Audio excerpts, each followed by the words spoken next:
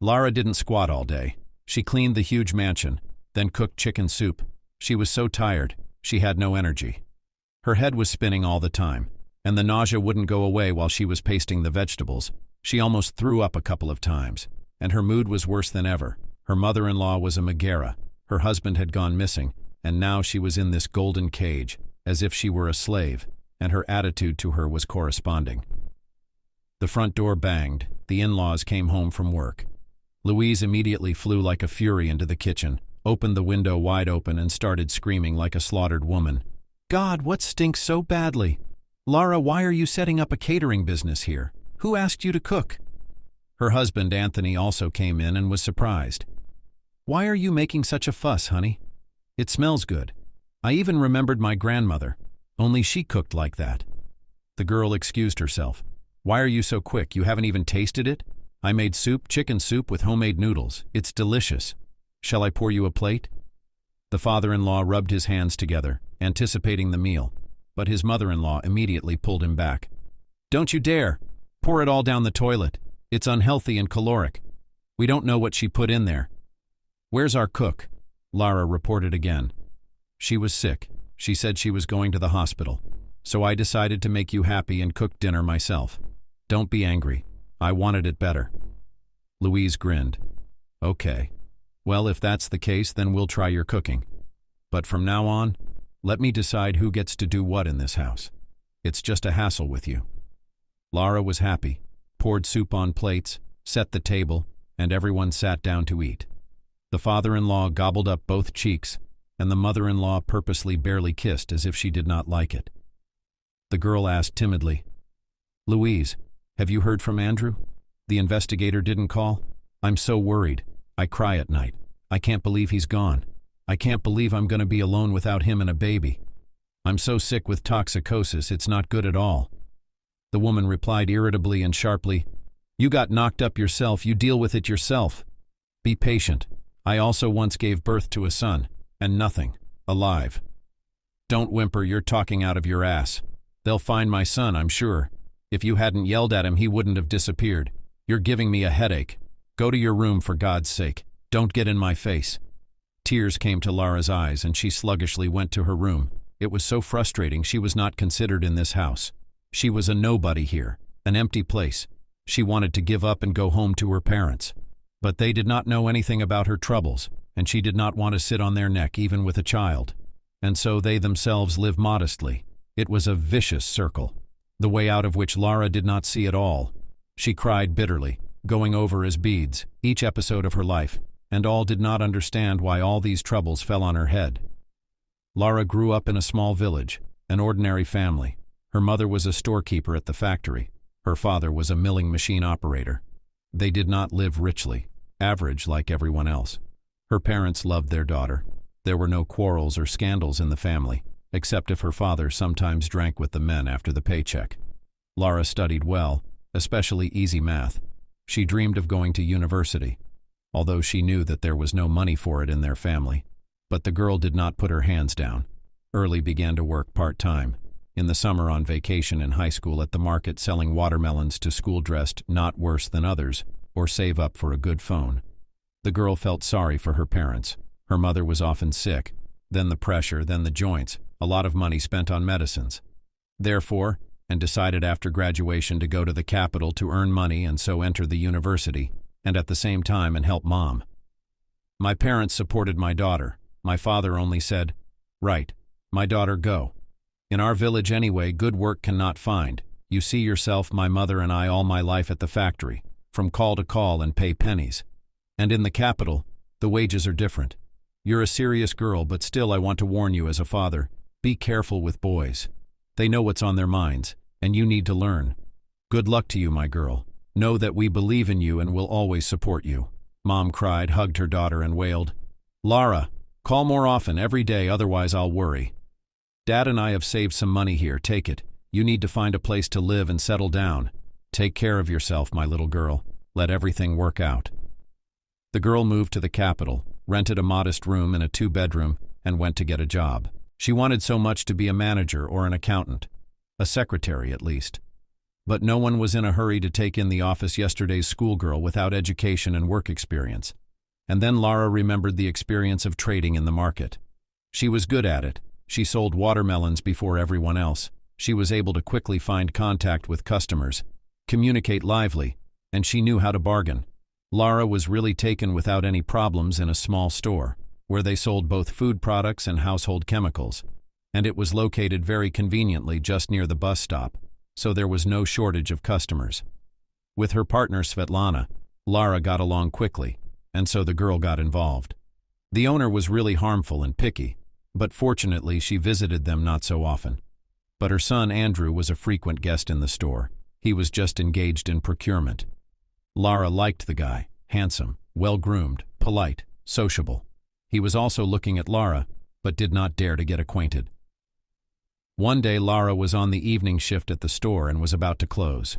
Suddenly, 2 robbers ran into the store, black balaclavas on their heads, one of them carrying a bag. They jumped up to the cash register. One pulled out a gun and shouted, "Give me the money, you fool! Hurry up, otherwise we'll put lead through it." At first Lara was dumbfounded, but then she looked closer, and the gun was a toy gun, like the one her little nephew had, and in general she was so angry. They're going to take all the money from the cash register, so what? They'll blame it on her? And how and with what will she pay back such a sum of money? There was always a gas can under the counter. The owner's son had left it there just in case. There was also a panic button. The store was guarded.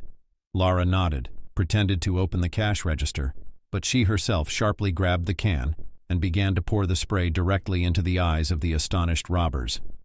And while they were swearing and howling from pain and pain in the eyes, she pressed the panic button, and herself hid in the back room, along with the key to the cash register. She was determined to fight and not to give up the proceeds for anything. Thank God the guards came just a few minutes later and twisted the scoundrels who were rolling on the floor, writhing in pain and cursing the seller for anything. A little later came the owner herself, the police, and her son, Andrew. They thanked the brave girl, who was not confused, acted according to instructions, and defended the store. And only when everyone left, Lara went out, and on the porch suddenly burst into tears. All her courage suddenly evaporated, and she became so scared. She did not expect such a reaction from herself. Suddenly someone came from behind and whispered in her ear, "Lara, I'm conquered by you. Such a small, thin, and not afraid to fight back the robbers." The girl turned around. Andrew was standing in front of her, praising her and looking at her in such an appealing, passionate way that Lara's legs shook. The couple did not hurry home. They went to a cafe, had dinner, and then wandered around the night city for a long time, embraced and kissed in the light of street lamps. From that day on, a relationship developed between the guys. They were so in love and could not live a day without each other. Shift Svetlana rejoiced for the young, and even a little jealous of Lara. Well, how come has not had time to come to the capital, has already found a rich groom. But Louisa was furious when she learned about the relationship between her son and this saleswoman. Not the kind of daughter-in-law she dreamed of.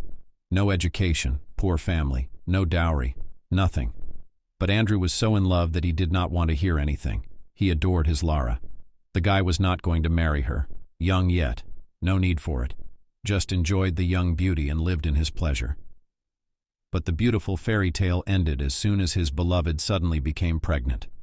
Lara dreamed of going to university, getting an education, and then a family. The young people sat on the sofa in Lara's room and held their heads. Andrew was twisting in his hands a pregnancy test with 2 red stripes. He wailed, "Oh, Lara, we're in trouble. What are we going to do? It's early. What kind of parents are we? We still have a wind in our heads. Maybe, this, you somehow there. You know. I'll give you some money, pay for everything.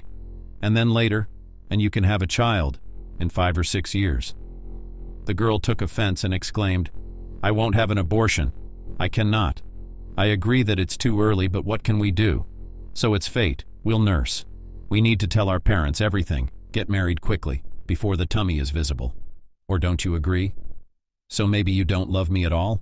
Just say so." Andrew sighed, hugged Lara. "Now quietly, why are you all in one pile? I just need time to digest everything and to tell my mother and father. I love you, don't worry." Louise was horrified. She scolded her son at will. "What, Romeo, to play in love? Are you happy now? You'll soon be wiping your ass and not sleeping at night. Are you sure the child is yours? She's not a bad girl. She's not afraid of robbers. And she's not afraid of a fool of a fiancé." Andrew languidly excused himself. "Mom, don't start. I'm sick of it myself. In general, Lara and I applied to the registry office with a certificate of pregnancy cannot wait a month, so we'll get married in a week." The woman grabbed her head. "Where will you live, grooms? In her room, meter by meter rented, or bring her to us. That's an even better prospect. John, why are you sitting there like a mute?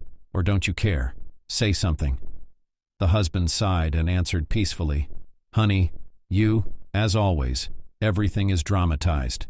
Our son fell in love and get married, it's about time. He's already 24, I remind you. Well, yes, the girl is a little poor, a little simple, that's true. But nothing. We'll coddle her. We'll teach her everything. Let them live with us. Who did I build this 2-story mansion for? It's a family nest after all. I'm not sorry. You'll be a grandmother soon, hilarious. And I don't mind grandchildren at all." And the man laughed loudly, trying to lighten the mood. But Louise did not share his optimism, and firmly decided that she would kill this fool. She did not need this poor woman. The wedding resembled a funeral. The matchmakers arrived, Lara's parents. They were honest and simple people, sincerely happy for their daughter, wished happiness to the young, and gave the newlyweds a beautiful set of dishes and a set of pots. Louise almost fell off her chair, she sarcastic and teasing matchmakers. They were very offended. Lara was ashamed of her mother-in-law and embarrassed in front of her parents. She asked Andrew to intervene and intercede. After all, they are now one family. But the guy has always been a mama's boy, and did not get in the way, kept silent. Mother-in-law, no longer embarrassed, openly discussed with some friend matchmakers. "Well, just look at how dressed up these villagers. The blouse smells of mothballs, probably from the 90s in the closet. She should have done her hair, it's a ridiculous bun on her head. And her husband is just like her. Where did they find that primitive tie and pointy-toed shoes? It's a laughing stock. I hope that now at least the son's eyes will be opened, with what a family inbred." Lara's mother couldn't stand it any longer, took her daughter aside and said, "We'll go, daughter. Otherwise I cannot stand it and tell everything to your second mom. I do not want to scandalize, and you wish you and your father only happiness, but I doubt very much that it is possible with such a tiutia as your husband. I feel sorry for you, sweetheart. They'll eat you alive. You understand? It's not money that makes you happy. My father and I never had a lot of money. We're happy with what we have. You know, it's better to live in harmony and eat fried potatoes than to choke on oysters and lobster, knowing that no one wants you. But it's your choice, and we have no right to interfere. Okay, let me kiss you." Lara's mood after the departure of her parents completely ruined. Andrew got drunk. She barely waited for the end of the fun. And after moving to her mother-in-law's mansion, life in general began to seem like hell. Andrew changed a lot, became rude and behaved like his mom. His father seemed to be a good man, but his opinion in the family was not taken into account at all. He was even afraid to say something wrong to his wife. From the very beginning, Lara was treated with disdain, as a servant. At first, she tried to fight with her husband and defend their rights. She was offended by this behavior, but Andrew only waved away. "And what do you not like, honey?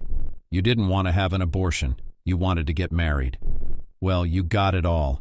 Living on your own, what's wrong with that? You were welcomed into our family even though your mom didn't want you to. Another woman would have been happy. Mom teaches you life, and rightly so, and what did you want? Don't get heated, but listen to her. She's lived her life and she won't give bad advice." Lara sobbed and tried to get through to her husband. "You say so, as if I am a puppy, in the family taken. Why can't we live separately, rent an apartment? I feel bad here, you know. Your mom doesn't love me. And you're good too. You see that I'm nauseous all the time, dizzy, not to be near me, so every day now you come at midnight. You smell of women's perfume. What's that all about? Have you got someone else?" Andrew got upset. "Well, you again as usual, everything in the world in one pile. Everything is wrong with you. Your nausea will pass, that's your woman's lot. What can I do? What am I supposed to do, babysit you? I've got a lot to do at work. I'm going on a business trip tomorrow. I need to shop. I'm a man. I have the right to relax with my friends sometimes. Stop whining, I'm sick of it. My husband went on a business trip and disappeared. His car was found under a bridge outside of town, door open, no merchandise. The police have opened a case. They've been looking for Andrew, but no luck so far. It's a strange story. He had no enemies, so what happened? Lara cried at night. She blamed herself for everything. They broke up with a scandal, quarreled to pieces. And what if Andrew, on nervousness with the steering wheel, did not cope? But then where's the body? And the mother-in-law behaved very strangely. She was angry rather than grieving, as if it was not her only son was missing. Every day Lara's condition was getting worse. The tests were terrible. Her kidneys couldn't cope at all. Her legs were swollen. Her back was falling off. And sometimes she could not get out of bed. She was even offered to terminate the pregnancy, as they were afraid that her body could not cope. But Lara flatly refused. Well, she could not kill the baby. She already loved him, for his sake in fact, and lived only. The girl was very longing, missing her husband. She missed his support, attention, and affection. At night, Lara kept running to the toilet, not sleeping, moaning. She often vomited to this day. Her mother-in-law was fed up with it, so she had an idea. One day Louise stood in the kitchen, angry and sleep-deprived, wearing a silk robe and a mask on her face, and grudgingly reprimanded her husband. "John, I can't take it anymore. When will this nightmare end, tell me? My sister-in-law is nothing but trouble. I, because of her nightly walks and ooze, do not sleep almost, and I have a job in general responsible. I need to think with my head. And the baby hasn't been born yet. And then what? I don't even want to imagine. No son. Why do we have to put up with her in our house? I'm already going crazy." The husband scratched the back of his head and suddenly suggested, "Well, honey, calm down. You cannot be nervous. It's bad for the skin of the face. Yeah, it's an unpleasant situation. You know what? Let's move her to an outbuilding. Let her stay up there 24 hours a day. We won't hear her, right?" "That's not a solution." Louise raised her finger up. "That's right. And so that people don't look at us, I'll hire a nurse to keep her out of sight." "What do you mean, a nurse?" "I'll find a beggar so I don't have to pay too much." "What a good man you are." "Ahead. Lara, come here. I have something to tell you. I'll help you pack your things tonight. You can stay in the annex. Otherwise you'll drive us all crazy. You'll be safe there, and we'll be safe here too. You must realize you can't go on like this, right? You don't give peace to anyone." Lara turned pale. She even felt sick. "How can I be alone there? I can barely walk and the facilities are outside. And there's no food. And to cook? I'm inside out from the odors vomits." My mother-in-law sharply replied, "Since when did you become a lady? You'd think your little house in the village has only amenities. I'll hire a woman, so be it, will help you. Remember my kindness. That's it. Go for God's sake. I can't bear to see your sour face. Why am I being punished like this?"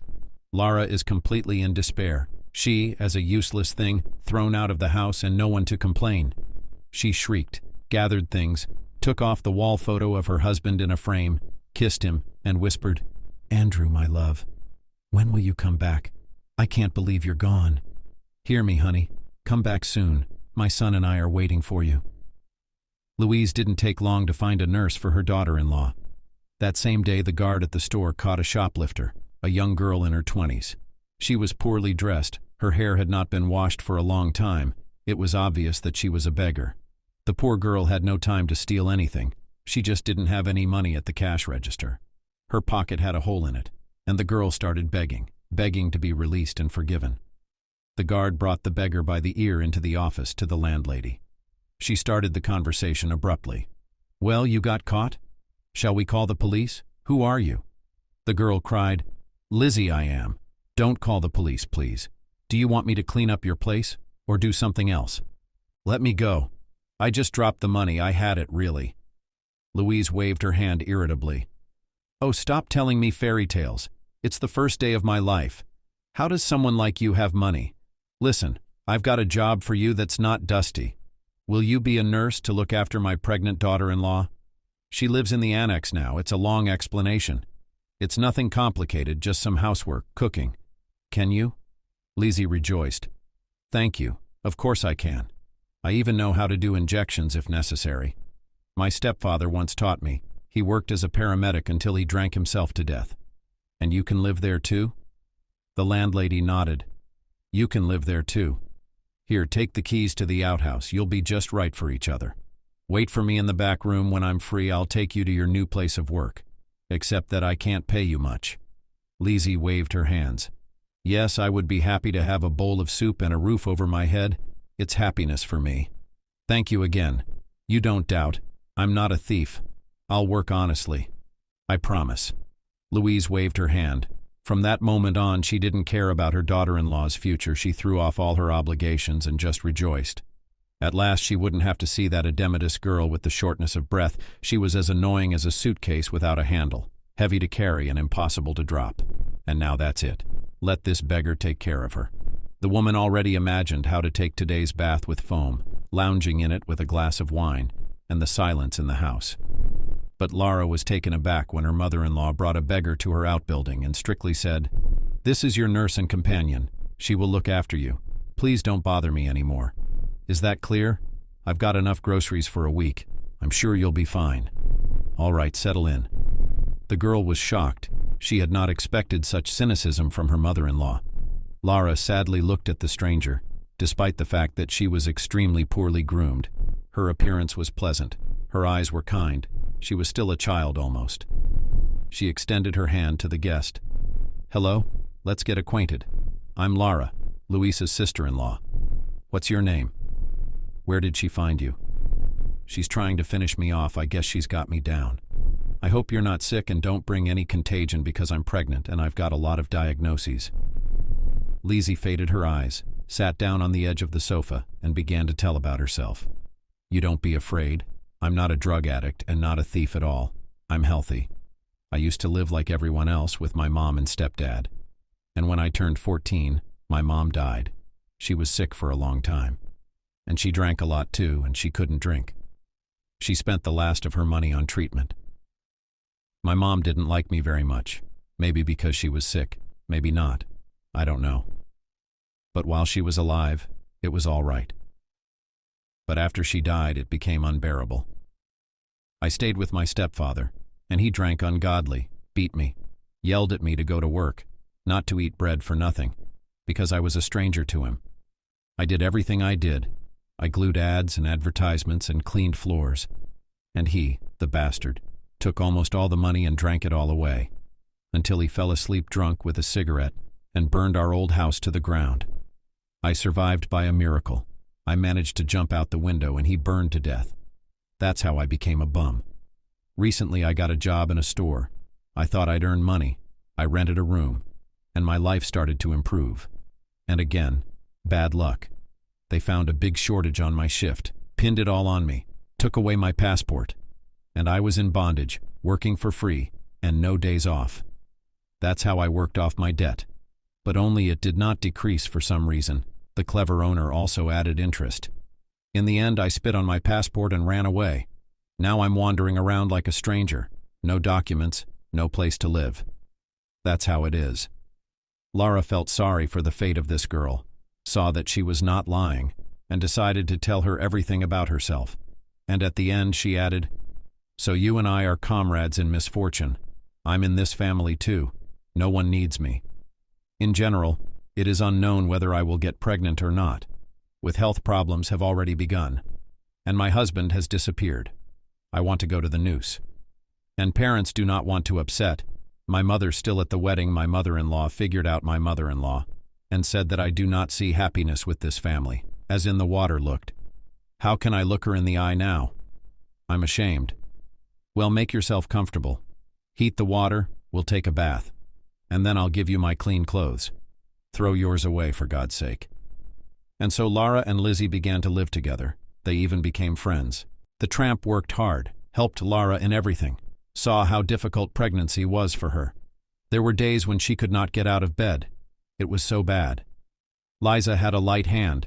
She was good at giving injections and drips, massaging the future mother's swollen legs and lower back. She was very grateful to her. Now Lizzie did not look like a dirty girl at all. She was just a nice, sweet girl with red curly hair. One night the nurse heard Lara crying quietly into her pillow, trying not to wake the nurse. Lizzie threw on a robe and ran to her. "Lara, are you sick? Kidney again or stomach ache? Should I call an ambulance?" The girl wiped her tears with a handkerchief and pulled out the framed photo of her husband from under her pillow. "Lizzie, I'm so sick and scared. Is my Andrew really dead? Will my son never know his father? I only realized how much I love him, how lonely I am without him. So I'm crying. Tears are flowing." The nurse looked at the photo, then took the portrait in her hands and said confidently, "Wait, so this is your missing husband? He's not dead. What makes you think that? I've seen him more than once and even know where he lives. Only he's always with a rich lady. I thought she was his wife, to be honest." Lara couldn't believe it. She stared and almost screamed, "No way! You're lying. You must be mistaken. It can't be. Andrew. He's missing. The police are looking for him. Maybe he drowned. He couldn't betray me and leave me. And he wouldn't dare to leave his mommy." Lizzie crossed herself and assured, "I washed the floors in that house. I worked part-time, while they paid me well. And he from the 25th apartment often goes with her. That's the cross for you. You don't believe me? Let's check it out. Let's go tomorrow, you'll see for yourself. It hurts me to see you kill yourself for him, and he's lying to you." Lara was already in labor. She could hardly walk. Her legs were like two poles. But still she decided to find out everything. She was terribly angry. She decided to herself that if Lizzie was lying, she would kick her out. The two of them waddled to the right address, sat down on a bench nearby and waited. 4 hours passed and no one came out of the right apartment. The nurse was on duty in the stairwell. Lara calmed down and was almost sure that the vagrant was mistaken.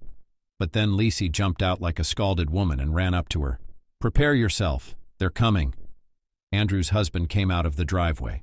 There was no doubt about it. He was alive and well and looked quite well.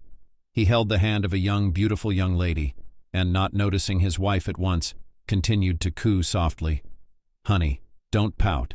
Now we will go to the jewelry store. Choose you the most beautiful necklace. I do not spare anything for you, my love." The blood rushed to Lara's face. She even felt sick. She did not control herself anymore, went in front of the couple and began to shout, "Andrew, are you alive? Who's that? What are you doing here? Woman, get away from my husband right now." The lady looked down at her contemptuously and said, "Who are you asking? Andrew, is this your ex-girlfriend? Ugh, what a fat cow, no wonder he dumped you. Beloved, spare me these cheap scenes, funny even, I'm waiting for you in the car." Lara stood in the middle of the road like a stumbling block, and Andrew got embarrassed, began to take her aside, sat her down on a bench and began to wiggle. "I'm alive. And listen, let's not have any scandals. You see, I love Tanya, and with you we wouldn't have worked out anyway. We're different. I'm tired. You decided to give birth yourself, and I was against it. So let's break up amicably since you already know everything. It's better that way. I'm too young and I still want to live for myself." The girl couldn't digest what she had heard. She shouted, "So you planned all this on purpose, and your mother knew about it? You're a scoundrel. I was crying for you, waiting for the door to open and you to come back. And you're living here with that beautiful painted bimbo and you don't have a guilty conscience? And then what? What were you going to do with me and the baby? I don't understand. The police are looking for you." Andrew laughed in her face. "Nobody is looking for me. It was the mother who made it up and brought in an acquaintance from the police to play the role. You're a pain in the ass. My mother thought you'd find out I was dead and go home like a normal person. You'd finally realize that you're the only one here. But no, we've never seen such fools. You're at the door and you're at the window, you stubborn bitch. Lara, come to your senses. We're getting a divorce. It's the end of the fairy tale. You're worse than an animal. They don't abandon their cubs. What about our child? Don't you care about him at all?" Andrew said quietly, "It's your baby, Lara. It's yours. I asked you to have an abortion. I'm sorry, I have to go. Goodbye. I'll file for divorce myself." Andrew turned around, got in his car, and they drove off with his new bride.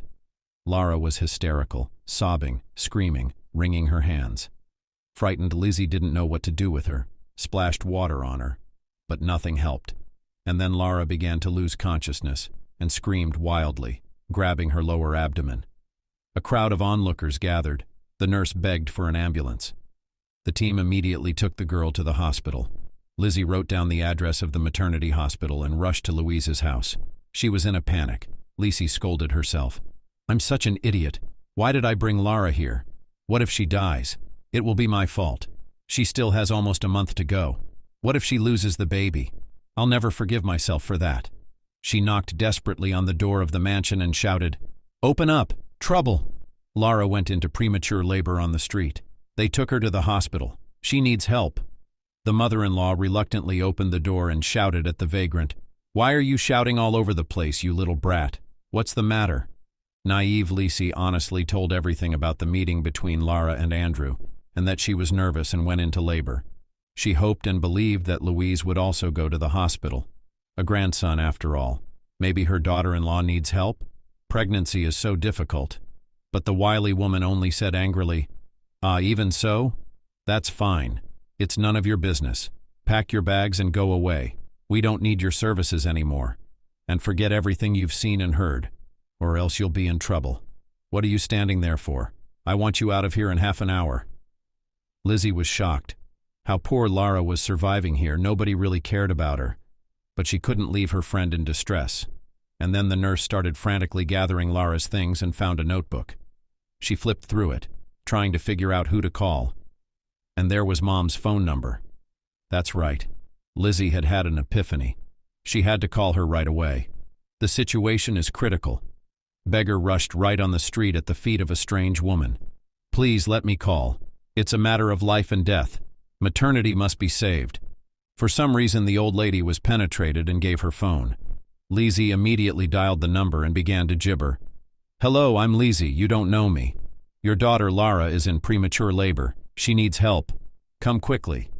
5th Maternity Hospital on Tchaikovsky. I beg you, hurry up. She has no one else to rely on." Already in 2 hours, the old Jegelinok was rushing at full speed to the maternity hospital, and a frightened Pam and her husband flew into the emergency room.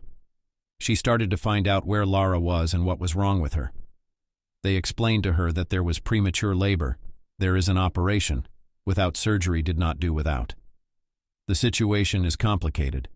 The parents were given a list of necessary medications. They bought everything and stayed waiting in the corridor. Pam only now noticed a young girl crying. She was sitting on the bed with Lara's suitcase, shaking. Then she timidly approached and asked, "Are you Lara's mom?" "And I'm Lizzie. I called you." "Thank you for coming. I was so afraid that Lara would die.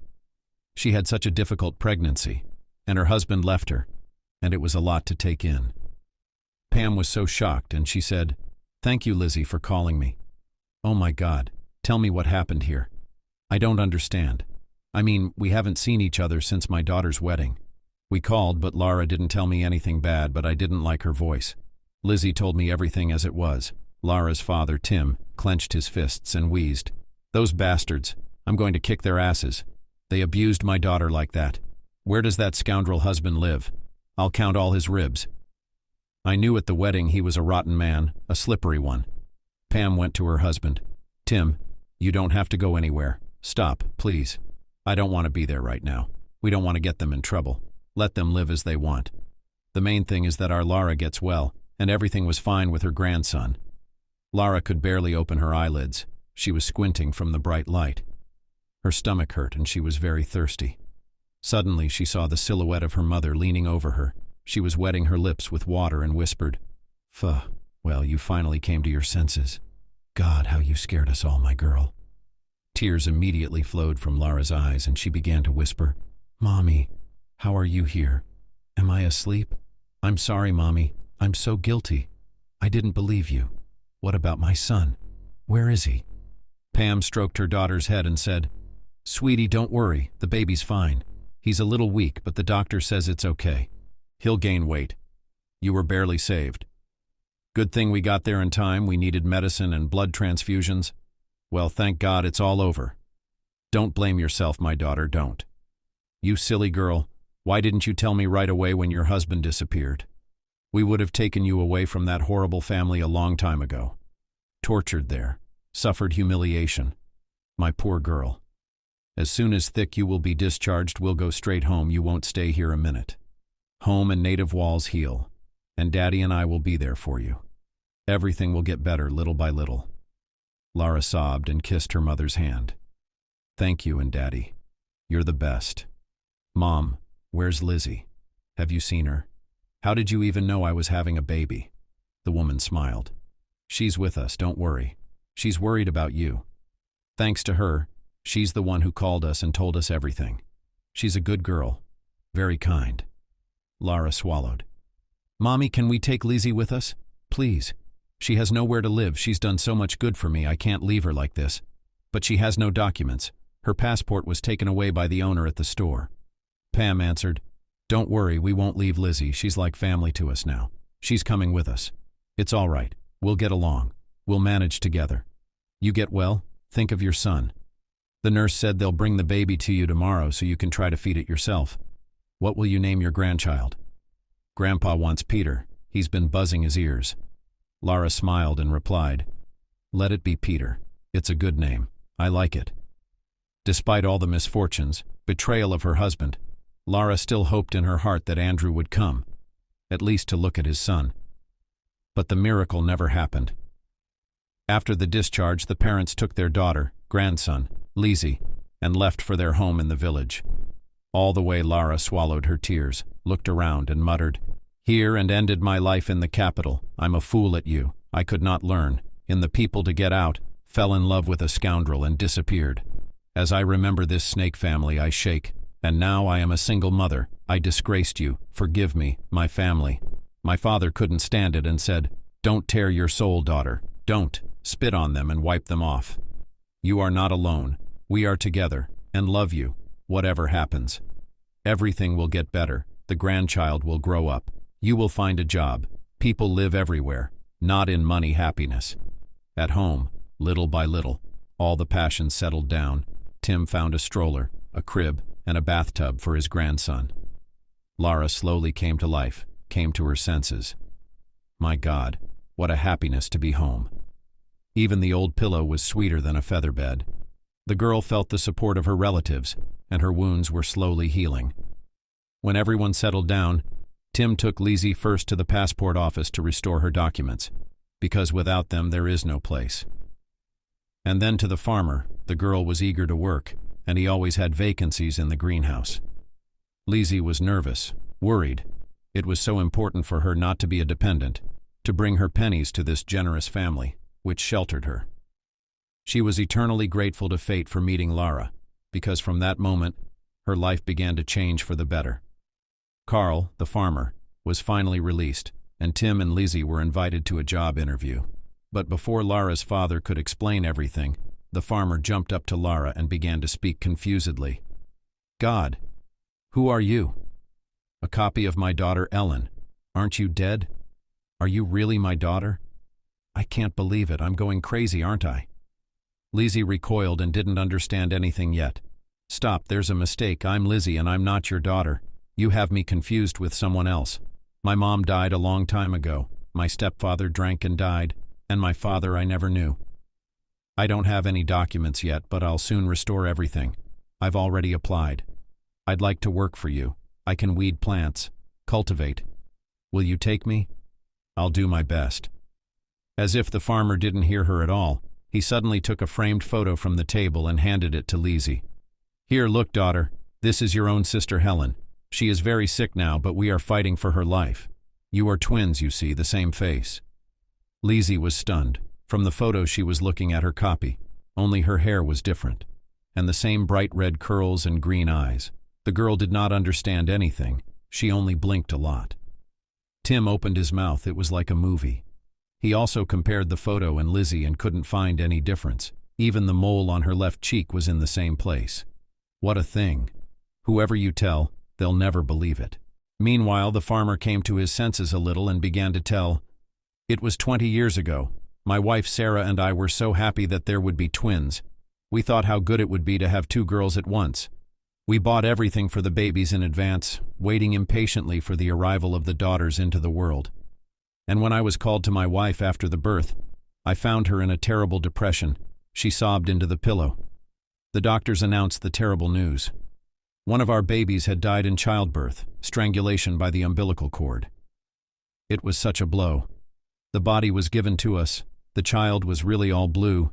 We buried our daughter. As befitting, we ordered a funeral in the church. and we started to raise Ellen. But the pain of loss for a long time did not subside. Often my wife and I remembered this tragedy. After what happened, we never risked having children again. And 6 months ago my Ellen fell ill. For a long time could not diagnose correctly, the symptoms were blurred. And then it turned out that Ellen has a rare type of anemia. We need a bone marrow transplant. It's the only thing that can help. We're on the waiting list, but it could take too long to find a suitable donor. I'm so afraid we might not make it.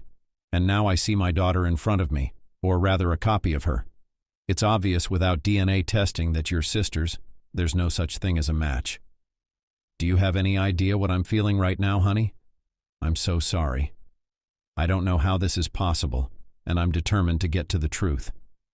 Let me hug you, sweetheart. My daughter. If my wife and I had known that you were alive, that you were in need, we would have broken through the wall, but you would have been with us. Carl hugged his daughter and felt the same emotions in his soul as from his own daughter Helen. He squeezed his blood, and Lisi cried with happiness and whispered, "Daddy, Daddy, how glad I am that you found me. All my childhood, all my life I was not needed by anyone. I saw nothing but insults and insults. I dreamed of being loved, of having a real family. Where's my mom now? My sister? Can I see them?" The man nodded his head and lamented, "Of course my wife is in the hospital next to my daughter. Why are we wasting time? Let's go right now." They quietly entered the room. On a chair near the bed sat an elderly, hunched woman. She held the hand of a young, pale girl, an exact copy of Lisi, and whispered to her, "Everything will be all right, my dear. You must have faith. I want you to get well soon." Carl coughed, and mother and daughter turned around. And seeing Lisi, the wife immediately fainted, thinking that it was her Helene's soul that had already separated from her body. And Helene turned even more pale. She could not even utter a word, because before her stood she herself. When everyone had calmed down and Sarah was brought to her senses, her husband said, "Ellen, my daughter, meet your sister Lizzie. Sarah, our second daughter didn't die years ago. She's alive. It's a miracle." Sarah rushed to hug her daughter, kissed her. Lizzie also could not contain emotions and cried with happiness. She was so welcome in this family. Now she is not alone. There is a sister too. The girl suddenly said, "Listen, of course, I don't know anything about medicine, but maybe I can become a donor for my sister. We're twins, right? What if it works? I want to save my sister." Ellen cried quietly. "Thank you, sister. You are probably my only chance to get well. I'm very glad that we are together now. It's so good that we are close to each other now." Lizzie was indeed suitable as a donor, and the sister had a successful operation. The material took root, and the girl slowly recovered. Lizzie now lived with her parents. Her father was adamantly opposed to her working in the greenhouse. He hired tutors. They pulled her up in the main subjects, and she entered the university by correspondence.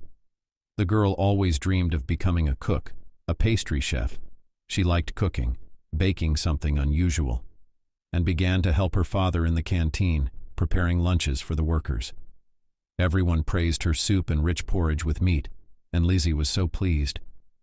With Lara they were still friends, became like sisters. Peter was growing up. He was babbling and stretching his arms, and his grandparents loved him. Lara also did not want to sit on her parents' neck, and even with a child, and a couple of times a week ran to the farm, kept documentation for the farmer. She easily coped with the monthly report, understood the figures. Carl paid the girls correctly, did not offend. Now Liza had her own penny, honestly earned. She dressed up, cut her hair. She and her sister became even more alike. If you don't know, you can hardly tell who is who. One day Lara saw important documents. Carl was going to allocate a large amount of money for business development. All would be nothing. But when the girl saw the name of the businessman, almost fell off the chair. This is the family of the mother-in-law. They were the ones who asked for money to borrow. Lara, not remembering herself, ran to the farmer and ranted, waving papers. "Carl, I must warn you, don't get involved with this family. They are my parents-in-law's former parents-in-law. They are dishonest people and they will definitely cheat you. And you've done so much good for me. If you don't believe me, ask my father how much we suffered from them." The farmer thought for a moment and answered, "Thank you for warning me, Lara. I studied with Louise at the same university, so she called me recently and asked for help. I can't believe how low this family has fallen. I'll look into it. I'm curious." Carl changed his mind about helping them when he learned about their tarnished reputation and terrible behavior towards his daughter-in-law. Now almost everyone had turned their backs on the businessmen, and they were on the verge of ruin. Andrew's insolence knew no bounds. He begged and begged for money and brazenly lied. "You understand, we are in such a difficult situation. My ex-wife robbed us. She turned out to be a swindler.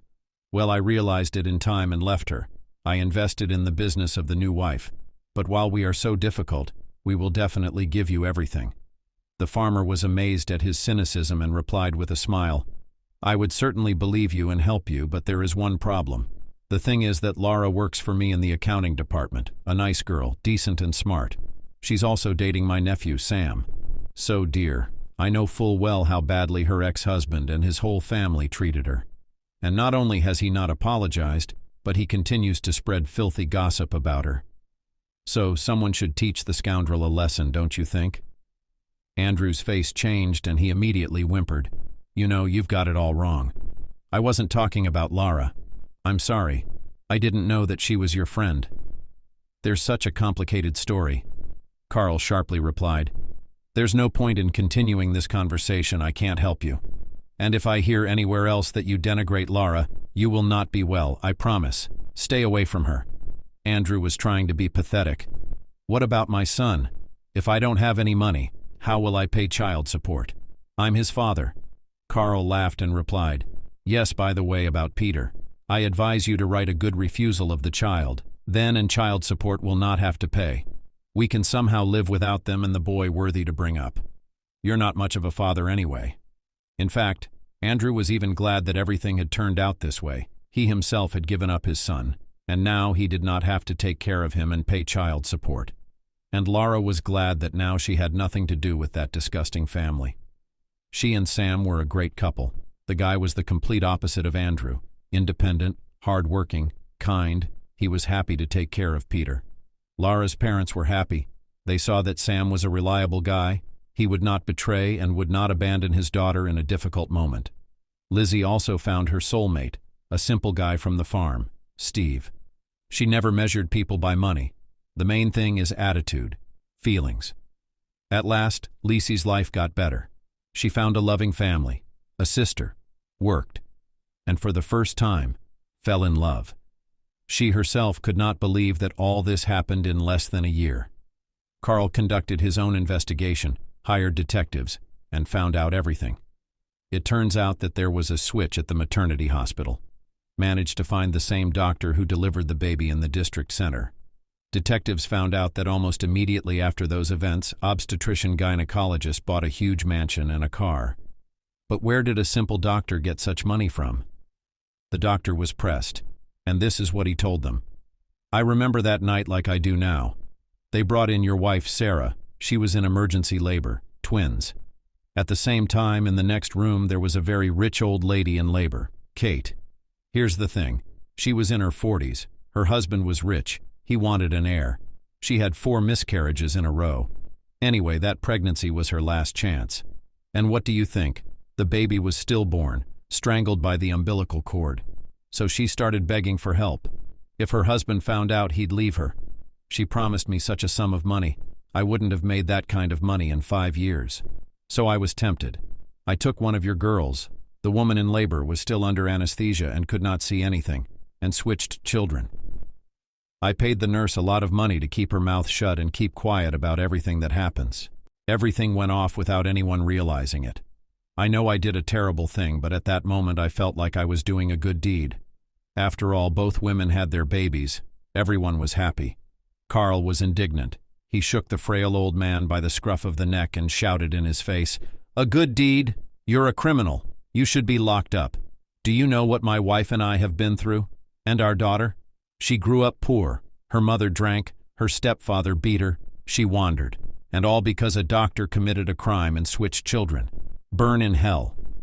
Detectives managed to find out that the husband still left that rich lady because the daughter was red-haired and does not look like anyone from the family. And Lizzie's mother gradually drank herself to sleep, went down, brought her stepfather into the house. She could not love her daughter, who was not her own, and she took out her anger on her in every possible way. And so it turned out that the childhood of poor Lizzie was twisted and miserable through the fault of this careless and greedy doctor. Carl now tried to pay as much attention as possible to his daughter, to take care of her. He was amazed that the girl flatly refused his financial help, lived with the guy modestly, honestly earned money in the kitchen, but was truly happy. Looking at her and Ellen, her twin sister, changed a lot. She used to take her time working. She was more and more engaged in what she liked, painting, traveling. But after her illness, after her sister Lisi saved her life, without hesitation, Ellen also rethought a lot of things and took up her mind. She graduated from university and got a job in her specialty. She wanted to prove to her father that she was not worse than her sister. Carl and his wife could not be happy about such changes in the family. But the family fell on hard times. They went completely bankrupt. A new girlfriend. Immediately did not hesitate to leave Andrew. Why she needs a loser and a loser. Andrew's father suddenly fell ill and soon died suddenly. He was probably the only one who was worried about Lara and could not forgive himself that he did not intervene then and allowed so treated his daughter-in-law. That's the health and shook on the nervous ground, and then the bankruptcy. The huge mansion had to be sold for a pittance. There was no money to maintain it. The son and his mother moved into a modest Khrushchevka. All the rest of the money went to pay off debts. Andrew tried unsuccessfully to find a new job, but without his mother he was nothing of himself. He lived always at her behest. He had to get a job as a loader in a warehouse. The man was not used to such hard work, was very tired, began to nestle in the evenings to the bottle just to avoid hearing the endless grousing of his mother. She lamented and resented. Well, are you happy? This is the life you dreamed of, son. Abandoned Lara, found love, and now what? She's on a horse living happily ever after. She's found a new husband in her village. You gave up your son, you fool. Now you're nothing to him. Andrew couldn't stand it and yelled at his mother. It's all your fault. Do you hear me? I hate you. You kept telling me like a parrot. Why do you need that lousy salesgirl? Don't dishonor the family. I loved Lara in the beginning, but you were always turning me against her, so I betrayed her and got involved with Tanya. And you didn't stop me, so we got what we deserved. I really didn't want a baby then, and I wasn't happy about it. And now I regret it. Do you know that every weekend I take the bus to the village and watch Lara and my son's life? And it hurts me so much to see how they go happy, with a husband, and he carries Peter. And I'm nothing to them. All that remains is to get drunk and forget. Andrew now bitterly regretted that he had betrayed Lara and lost his family. He was left at a broken trough. He bit his elbows and drank, but he could not change anything. Lara and Sam lived soul to soul. The father of the groom helped them to make repairs in the house of their grandfather, equipped the nursery, pasted wallpaper, conducted communications, and Lara's parents joined in with pleasure. They understood that young people want to have their own family nest. Only now Lara understood the meaning of her mother's words at the wedding with Andrew. After all, indeed, not in money happiness. The time spent with each other, care and attention is priceless. She no longer cried and was not sad, did not regret the past. She fed her fiancé cakes with pleasure. In the evenings they played with her son, bathed him, and these worries about the baby only brought them closer together.